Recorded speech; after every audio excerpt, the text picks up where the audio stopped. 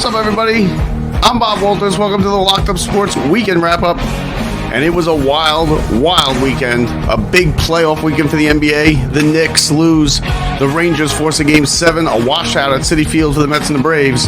And the Yankees continue to struggle as they are in last place, getting killed yesterday 15-2 by the Texas Rangers. And there was some wild Game 7s yesterday in the NHL. And surprises and upsets like you've never seen before almost, with the Boston Bruins, who lost 12 regulation games, losing to the Florida Panthers in Game 7 overtime. And listen, if you're a Bruins fan, it doesn't get any worse than that. It does not get worse than that. I mean, you set the all-time record. You won the President's Trophy. You were 43 points better than the Florida Panthers, and they lose in overtime. They got to be sick to their stomach today for all Bruins fans and anybody out there that watches hockey was probably rooting for Florida. I know I was, because, underdogs. But let's start with the Knicks. The Knicks and the Heat. Knicks Game 1, they missed a big opportunity. The Knicks had a lead for the whole first half into the third quarter. And when they came out of halftime, they just did not play well. The Knicks did not play well at all coming out of the half. They didn't take advantage of Jimmy Butler. When he got hurt with 5 minutes left, they were still in the game. It was about a 8 or 10 point game when he went down with 5 minutes left. And the Knicks just, you'd think you'd go after him. The guy's hobbling around out there on a bad ankle. He was visibly injured. And the Knicks just inexplicably did not go after Jimmy Butler. You'd be, give it to whoever he's guarding. Give it to him every play. He was on one foot, one leg, and they didn't do that. So the Knicks dropped Game 1. Home court is now in possession of Miami, as they are going to be playing with house money on Wednesday night, as they get today and tomorrow off because it's the NBA, and that's what the NBA does. Listen, RJ Barrett had a good game, 26 points, 9 rebounds, 7 assists. Brunson had his regular 25. But like I said, the Knicks had the lead. They played well in the first half. The place was rocking. They had a lead going into halftime. And then when they came out in the third quarter, about the first 8 minutes of the third quarter, the Knicks were just no-shows. And they let Miami blow right past them. And they never got the lead back. And then 5 minutes left, Jimmy Butler goes down. And, okay, here's our opportunity. Because he's that whole team. Butler's basically, the Heat's whole team. You had Vincent, who got 20, but he still scored 25 points, Butler. He did it on one leg the last 5 minutes, and I don't know why the Knicks didn't go after him. They didn't enough. You got to go after him every trip down the floor. He's on one leg. You could get easy buckets, easy points. Knicks also missed free throws. It was not a good start. It was the Knicks' worst game by far that they played, probably since Game 1 against in the first round. So we'll see. And Miami's not going to be as easy as everyone thought it was. Everyone kind of was putting the Knicks in the Eastern Conference Finals, looking past Miami, and that's dangerous. And in the first half, the Knicks played well, but again, they came out in the third quarter. They were flat. They were missing shots. They turned the ball over. And they let Miami blow past them. And then when they had a chance to come back in that last 5 minutes, they did not take advantage of the Jimmy Butler injury. And that's going to cost you. It's going to cost you. You can't be losing home games in the playoffs. But now, they get another shot. They got to get a split here. It makes Tuesday night or Wednesday night a must-win for the Knicks. Absolute must-win. You cannot drop 2 at home and expect to come back and win this series. So we'll see the other 2 series get underway tonight. The Celtics and Sixers and the Suns get underway tonight, so we'll see what goes on there. Rangers, we have a Game 7 tonight. Game 7 in Jersey at the Rock. And listen, this series has been wild. It's been a weird series. Rangers take the first 2 games in blowouts. Then the Devils come back, win the next 2. Well, they win the next 3, but they won the next 2 at the Garden. Then they won in the Rock. And, it was road wins 2 for each team. And then it's been 1 home win each for 5 and 6. As in Game 6, the Rangers just came out and they found it again. Now the question is, what's going to happen tonight? Who are the Devils going to play in goal? Do they play Schmidt? I think they do. Do the Rangers? The Rangers are a better team. Rangers are more experienced. They have more star power. You know, you finally got Zibanejad to put the puck in the net. They seem to have straightened some things out the other night in Game 6. Tonight's going to be anyone's guess. Which Ranger team's going to show up? Who's going to play goal? The only basic steady thing that's been in this series has been Shesterkin. And he's always steady, and he played great in Game 6. They didn't need him to be great because they scored a ton of goals. And, they finally got to Schmidt, who finally looked like the rookie that he is. He finally was able to be beat. They went glove hand up top. He looks like he can be beat up top when he goes down. He's a big kid. We'll see what the Rangers do there. But, give Gallant credit. He switched up the lines. Found some combinations that worked. And tonight, it's all you could ask for. 2 best words in sports. Game 7. 3 of the series in the NHL went to 7 games. Unbelievable. And then also yesterday, Steph Curry. Steph Curry, one of the just cementing his spot as one of the all-time greats. One of the all-time Game 7 performances you'll ever see. At 35 years old, dropped 50 points. In a Game 7 on the road in Sacramento, a wild scene out there. They were ready to celebrate out there, and Steph Curry came in and said, "Nope, not yet. I'm not done yet." And he dropped 50 points. He dominated the game. He single-handedly won the game for Golden State, and now it's Golden State and the Lakers.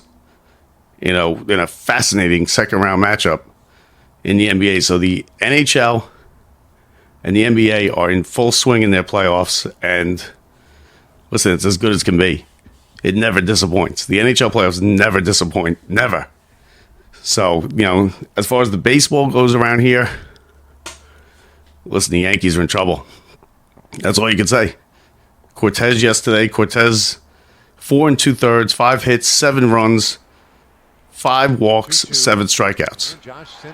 Yankees lost 15-2. They're in last place. They're 1 game over 500. And I think it could be panic time for the Yankees. It's starting to get there. Because Tampa got off to a flying start. They have an 8-game lead on the Yankees. The Yankees now are home for 3 against Cleveland. And then they go for a big series, a big early May series in Tampa. Where if you get swept, you could find yourself 12, 13 games out of first place. The Yankees lost 3 out of 4 this weekend in Texas. They come home. They got Cleveland today. 3 against Cleveland and then 3 in Tampa, which could be, that's a big series. That all of a sudden now is a big series because the Yankees could find themselves 10 back at the beginning of that series. They could play themselves right out of the division before you even hit summer. The Mets, it was a complete washout this weekend. Complete washout. They got the 5 innings in on Friday night against Atlanta. They lost. They gave up a 3-run homer. They lost 4-0. It was a complete game. I don't know why the Mets played that game, to be honest with you. It was. I think what they did was they saw a 2-hour window that they could get 5 or 6 innings in because there was no way they were going to finish that game. And they knew that the next 2 days, Saturday and Sunday, were both going to be washouts. They have a doubleheader today to get the last 2 games of that series in, starting at 1:00. The Mets are going to go with a bullpen game in Game 1 because the pitching staff is in shambles at this point. So Reyes will get the start in Game 1. They'll do a bullpen thing that's going against Atlanta. Spencer Strider, who's been excellent this year, 3-0, 1.8 ERA. He's been one of their best pitchers. Game 2. The Mets are going to pitch Tyler McGill against Charlie Morton. So, a couple games, Mets are 3 back. Is this a big series for the Mets? No, it's not. It's not. Because they're only 3 back. Everybody's still jockeying for positions there. Trying to figure out, still getting it together early in the season. But for the Yankees are, they got to get their act together. That 15-2 yesterday, and they weren't even close in these games. At this point, the baseball's on the back burner with the Knicks and the Rangers and everything going on. The weather's getting nicer, but as we saw yesterday, the Knicks could be out very soon. Knicks could be out, in a week Rangers could be out tonight, and then it's baseball. So the Yankees kind of skating through, not getting too much attention for this terrible start that they've had. They don't hit. They don't score any runs. 15-2 in Texas. That's the team the Yankees always kill. So we'll see what goes on there. Like you said, if you're a Yankee fan, you want to get 2 out of 3 here, and then go down to Tampa, get 2 out of 3, and just kind of stable the ship a little bit. The Mets doubleheader today. That'll complete the series with Atlanta. They got to get these games in because with the schedule the way it is, Atlanta only comes in 2 more times. So you didn't want to have a whole series rained out, and then you have to make it up with 3 doubleheaders. Because I don't know what their off days look like, if they match up or if they're in the same part of the country or what. So that's another detriment to this play everybody schedule that they got going on this year. But back to the Rangers. Rangers game 7 tonight. The Knicks lose game 1 to the Heat. And the NHL and the NBA playoffs, yesterday was a wild day. I mean, Steph Curry's the top. Is he top 10? He's right on the verge of top 10 because he's not just a shooter. If you watch some of those things, he slices his way into the lane. He draws contact. He's a physical player. He makes great circus layups, and he hits the 40-foot jump shots with consistency. So he put 50 points. He destroyed the Sacramento Kings, and now he's got a date with the Lakers and LeBron. And that's going to be a good series. That's going to be a good series. The NBA has some good second-round series. You got the Celtics and the Sixers start tonight. That's a good series. Now, Boston shifts its focus over to the other 1 seed, the Celtics, as the Bruins fell apart. That's all you can say. The Bruins fell apart. I mean, that's an all-time. That's one of the all-time upsets in 7-game series you'll ever see. I mean, Florida was 43 points behind the Bruins in the regular season. Bruins lost 12 games in regulation, 12 out of 82. Then they lost 4 out of 7 to Florida Panthers. So, I mean, it was a great series. I loved that. I loved watching it. And then tonight we got the Rangers. Game 7. Let's see if they can take care of business. Let's see if they can continue what they had going on in Game 6. They were faster than the Devils. They were good power play. They moved the puck. The bodies were moving. They got the puck deep. Shesterkin, as usual, was great. And they got to the kid goalie. It looked like they rattled him a little bit. He looked unrattled the first couple games where he played. 3-0, shut out against the Rangers in one of the games at the Garden. That's a big deal. And then he wasn't rattled. He had all the confidence in the world coming into Game 6. Looking to close out the Rangers. Rangers gave up a goal early, which I thought would kill them. Down 1-0. Then the biggest goal of that game was the Kreider goal on the power play with under a minute to go in the first period. And Kreider's been unbelievable. Kreider's been the best player in the playoffs. He's got 6 goals, all on the power play. He has the most goals in an elimination game for anyone ever in the NHL. He passed Messier. And that's not just a Rangers record. That's a forever everybody in the NHL record. So Kreider's been the best player on the team. I think he should have been the captain. I said that. But, you give Trouba credit. I don't know if he made a speech or whatnot. I'm guessing he did not.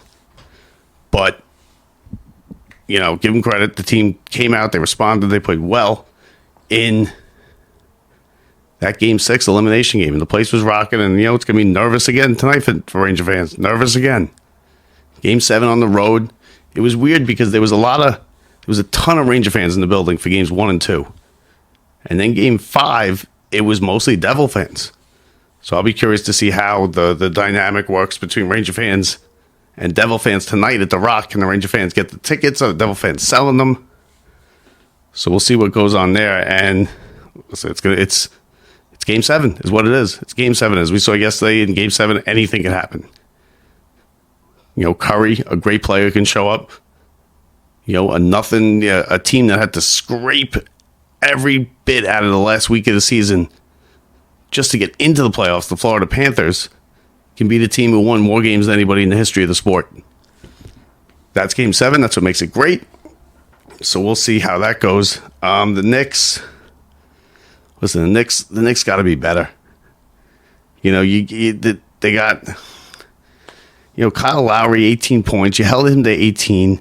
Vincent had 20. Jimmy Butler had 25. But how do you not go after him when he gets hurt? He was literally out there on one leg. He should have come out of the game. If you saw at the end of it, they asked him,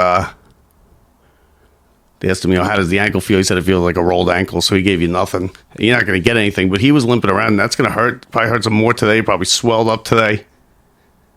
So the extra day off helps him. But there's no way that it's going to be 100% in games 2 and 3. He rolled that thing real bad. And anybody that's ever rolled an ankle knows that it's worse the next day. So we'll see how he reacts, how the Knicks react. They got a must-win game now on Wednesday night. Because if you drop the first 2 here and you're going into Miami, that the series could be over in 5. And then, maybe the Knicks fans were looking past Miami. Listen, I heard people all over the place. Oh, Eastern Conference Finals. Who are we going to play? Do we want the Sixers or the Celtics? No. That's dangerous. You got to get past the Heat. The Heat are a good basketball team. Jimmy Butler's one of the best players in the league. And he beat you on one leg. And you let him beat you on one leg because you didn't go after him. Thibodeau didn't have any answers in the postgame. He had nothing to say. So, basically it comes down to the Knicks have to win game 2. That's it. They have to win game 2. Win game 2. Go to Miami, steal one there, and then, see what happens the rest of the series. But the Miami series is not going to be a walkover like some people thought it would be. Oh, we're better than Miami. We beat Miami 3 out of 4 in the regular season. Well, it's not the regular season anymore. Because Jimmy Butler takes off the regular season a lot of times, and he shows up in the playoffs. Knicks might have got lucky that he is going to be a little injured, but if you don't take advantage of it, what's the point? Yankees in trouble. They can't score runs. They can't hit. They're having trouble fielding. They're making bad errors. They lost 3 out of 4 in Texas. And now they come home. They come limping home to Cleveland for 3 and then in Tampa for a big early May series. You go and get swept in Tampa and you're 12 games out. Yankees could be in trouble. That start that Tampa had, winning their first 13 in a row, whatever it was, they've kind of, they've leveled off, but they got a big head start. And if the Yankees don't start hitting, then they're not going to be able to catch them. They're in last place. Last place, folks. Last place Yankees against Cleveland today. And a doubleheader for the Mets out at Citi Field starting at 1 o'clock. A bullpen game in the first game. And against Spencer Strider and Charlie Morton in game 2 for the Braves against Tyler McGill. And listen, let's see if the Mets can get, you just try to split these doubleheaders, especially early like this. Split the doubleheader. Go out there and get a win. The Braves are a good team. Right now, I think the Braves are better than the Mets. I just do. I think the Braves are better than the Mets. I mean, I'll always think that because I have a lifetime of that. But another thing, did you see yesterday, ABC, the halftime of the Knicks game? I mean, could you screw this up anymore? They went, I guess they used old stock footage of the Statue of Liberty, but in the background was the World Trade Center, the Twin Towers. I mean, what are you doing? Why is that even in the computer to be put up there? And of course, million people started hitting the internet, Twitter, immediately. Where'd they get this footage? What are they doing? And they're right. What the hell are you doing putting up the Twin Towers? We're almost 25 years from that. How old is that footage are you using? Get some new, go have somebody go out there, take some footage of New York City and use that. For crying out loud, get the Twin Towers out of the computer. So that was a big thing. That's a big misstep by ABC and ESPN. But yeah, I hate to laugh at it, but it's so stupid that you have to, not one, what is it doing in the computer to be able to even be punched on air? 2, how do you not see it? it's a kid, probably, not an intern, but it's probably a kid. But how does the producer let it get through? So there's going to be some heads rolling there. I haven't heard of anything yet, but so ABC puts up the Twin Towers at halftime of the Knicks game. I mean, unbelievable. Unbelievable. How stupid could you be? I mean, really. There's also the NFL draft happened this week. If you listen to the show Friday, I didn't watch the NFL draft. I can't watch the NFL draft. I think it's boring. I'll watch the ticker go along the bottom of the screen with some other, But as far as watching the NFL draft, no, I'm not watching the NFL draft. I mean, it's a tedious thing. The biggest story out of it was whether the guy switched girls, and I mean, come on. The NFL, though, they did prime time, 3 nights on ABC. ABC managed to keep the Twin Towers out of that telecast. They had, it was the top-rated show. I don't know for sure, but I guarantee it was the top-rated show. Probably beat out both the NBA and NHL playoffs. Definitely beat the Rangers and Devils. I don't know how it did around here. Around here, it wouldn't have beat it. Definitely beat both the baseballs around here. I mean, the NFL is king. And then next week, now they're already promoting the schedule's coming out, the schedule release. They do a whole thing with that. They know what they're doing over there. They're printing money and they know what they're doing over at the NFL. And people love it. They eat it up. People love the draft. I never understood it. Never understood it. I don't need to sit there and watch Mel Kiper for 20 minutes break down, TCU cornerback coverage. I don't. I got better things to do on a nice Saturday or Sunday night.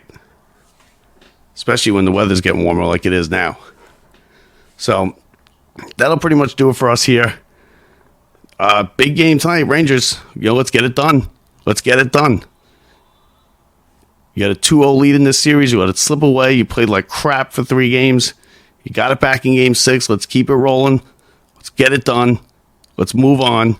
Get rid of the Devils, especially now that the Bruins are out. It makes the Eastern Conference path to the finals that much easier. The Eastern Conference is better than the Western Conference. Colorado was out as they lost to the Kraken last night, 2-1. Wild stuff going on in the playoffs. Wild stuff. Give props to Steph Curry. 50 points, 35 years old. Still one of the all-time greats. Unbelievable. Doesn't get any better. He's unbelievable. That's it. That's all you can say. Yankees in trouble. Lost 3 out of 4. Come limping home. They got Cleveland for 3 and then off to Tampa. Mets were a washout this weekend. They got doubleheader today starting at 1 o'clock. So if you're off, head out Citi Field. Catch a couple baseball games. There'll be nobody in that ballpark. At least for the 1 o'clock game, nobody's going to be there. So you get yourself a good seat, nice and easy. We will talk to you again Friday or Saturday. I'm not sure what day we're doing this weekend. Our schedules are up in the air, so lately it's either going to be Friday or Saturday. We'll let you know by Wednesday. But that does it for the weekend wrap-up. We leave you tonight. We leave you this morning with some sounds from the weekend that was in the world of sports. See ya. And Josh sends this one in the air right field. Cabrera going back at the wall. Gone! A grand slam for Josh Young! And the Rangers cash in a big way.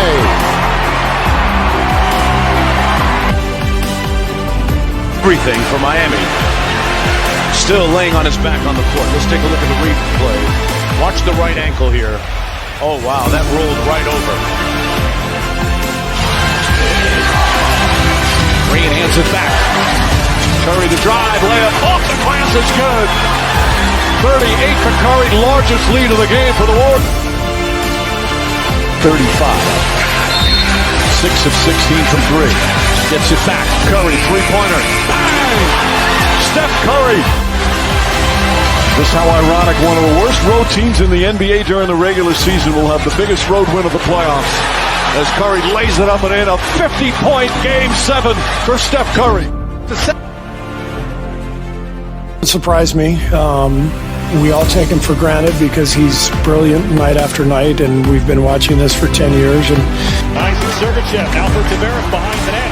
Gets out front, turns and shoots and scores! Tavares is the one!